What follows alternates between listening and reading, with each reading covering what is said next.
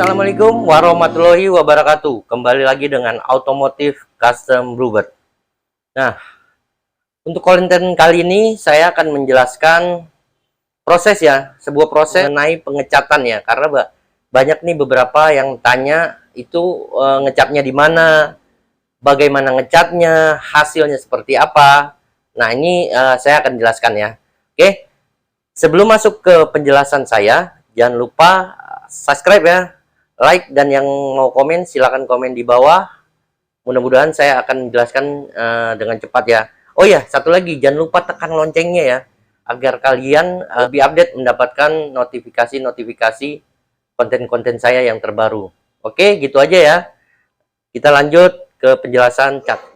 Untuk pengecatan, ini akan berhubungan dengan hasil pengecatan ya. Hasil pengecatan dan ketahanan cat itu sendiri. Nah, ini akan berhubungan nih dengan cara-cara kita melakukan penyemprotan. Nah, di awal seperti biasa prosesnya adalah customer itu pilih unit dulu ya, pilih unit dari warna dan tahun ya. Kemudian mereka akan melakukan test drive. Kalau unitnya sudah cocok, kemudian mereka akan membayar unitnya ya. Setelah pembayaran unit, baru kita bicara mengenai upgrade projectnya mau seperti apa nih. Karena ada beberapa upgrade ya, atau modifikasi. Contohnya main di facelift Highland, facelift Gen 5, Gen 4 Joker, dan lain-lain. Dan masih banyak lagi. Jadi, nah itu kita bicarakan dulu, mau konsepnya seperti apa nih. Apakah maunya konsepnya hanya elegan saja, lebih ke fungsinya, atau lebih ke bentuk mobilnya nih, sporty atau tidak nih ya. Karena sporty dan elegan itu sangat berbeda ya. Kalau elegan itu tidak main body kit, hanya main ke fungsinya. Contohnya mereka akan pasang velg, power window, dan lain-lain ya.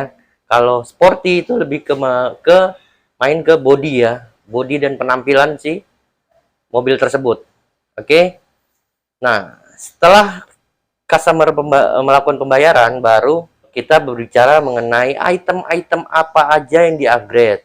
Contohnya, saya bercerita tentang, karena berhubungan dengan pengecatan, kita berbicara mengenai modifikasi sporty ya. Contohnya, kita pasang facelift Thailand atau Gen 4 atau Gen 5 ya. Nah, itu kita order dari luar ya. Barang itu kita order dari luar, dan datangnya barang itu masih mentah.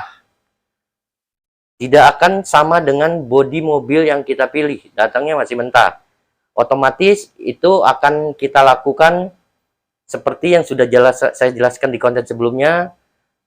Kita akan melakukan namanya pendempulan, epoksi, dan lain-lain sebelum masuk pengecatan. Nah, setelah barang atau unit itu datang, facelift itu datang, atau body kit itu datang, baru kita akan melakukan di awal itu pemasangan di body tersebut ya. Setelah sudah terpas dipasang, baru kita melakukan dempul segala macam sampai ke epoksi. Dan setelah itu semua dilakukan, beres semua, baru kita masuk ke penyemprotan. Nah, kebetulan penyemprotan di kita sudah menggunakan oven ya, dijamin hasilnya atau kualitasnya akan lebih baik.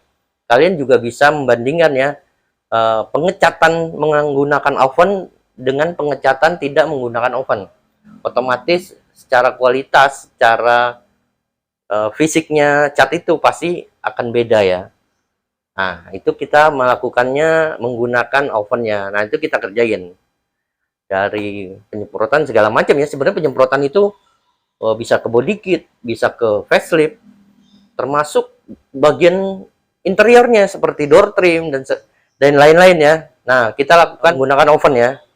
Nah, setelah kita lakukan penyemprotan, nah ini kita ada alatnya sendiri. Oven ini khusus untuk unit-unit X-Bluebird ya, dijamin ya, alatnya bagus dan ketahanannya juga tidak diragukan lagi ya. Kemudian setelah kita melakukan pengecatan, kita akan melakukan pengeringan ya. Pengeringan ini juga kita nggak bisa langsung cepat ya. kita butuh beberapa hari, kita memastikan bahwa pengecatan itu, hasil dari pengecatan itu benar-benar kering. Karena kalau dipaksakan habis dicat setelah kering biasa aja itu langsung dibawa, hasilnya tidak maksimal. Jadi kita minta waktu beberapa hari untuk pengeringan. Oke.